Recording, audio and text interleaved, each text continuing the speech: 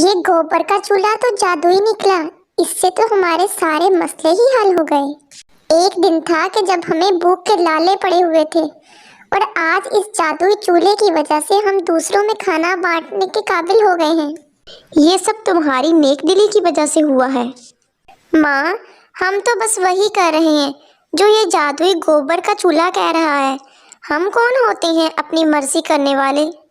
बात उन दिनों की है जब ममता अपनी बेटी पिंकी के साथ रहा करती थी। ईद का दिन था, लेकिन घर में चूल्हा चलाने के लिए ईंधन मौजूद नहीं था।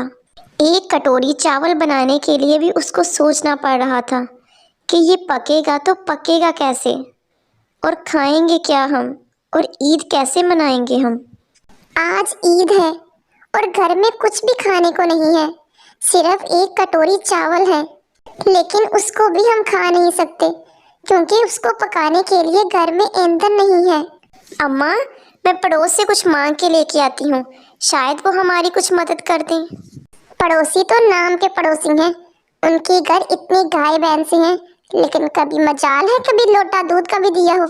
उनको अपनी अमीरी का बड़ा ही घमंड है, वो हमारी कोई मदद नहीं करेंगे और कोई चारा भी नहीं है।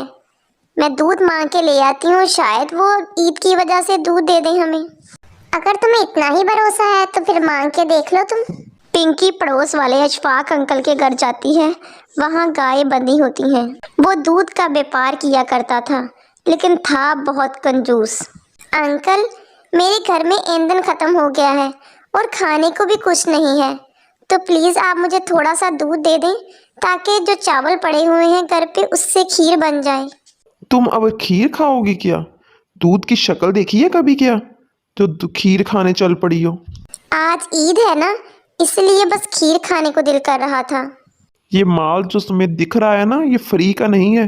बड़ी मेहनत से मैं इस तक पहुंचा हूँ और तुम आ गई हो दूध मांगने। नहीं है मेरे पास कोई दूध, चली जाओ यहाँ से तुम। अंकल, अगर आप मुझे थोड़ा सा दूध दे देते तो फिर हमारी भी ईद बन जाती। दूध तो मैं नहीं दे सकता तुम्हें, कुछ मेहनत का काम करोगी तो फिर कुछ सोच सकता हूँ मैं। हाँ बताइए अंकल, मुझे क्या करना होगा, मैं कर लूँगी। गाय ने बहुत ज्यादा गोबर कर दिया है, तुम इसे उठाओ और जाकर फेंक आओ बाहर। अंकल, अगर आप मुझे दूध नहीं दे सकते तो ये गोबर ही दे दें ताकि मैं इससे ईंधन बना सकूं और हम कुछ पका सकें। गोबर भला मेरे किस काम का है? इसे ले जाओ यहाँ से तुम, कम से कम मेरे यहाँ सफाई ही हो जाएगी।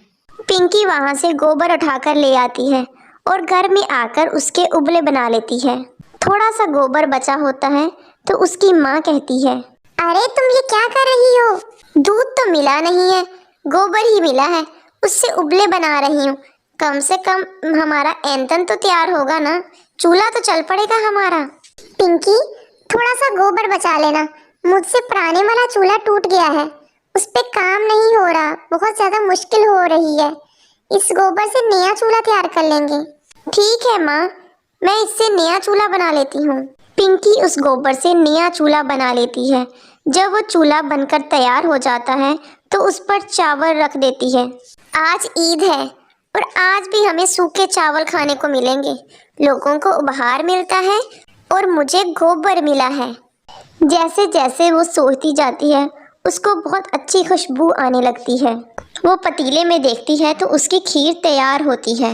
वो देखकर हैरान हो जाती है और अपनी माँ से कहती है, माँ ये देखो, मैंने चावल रखे थे, ये तो खीर बन गई।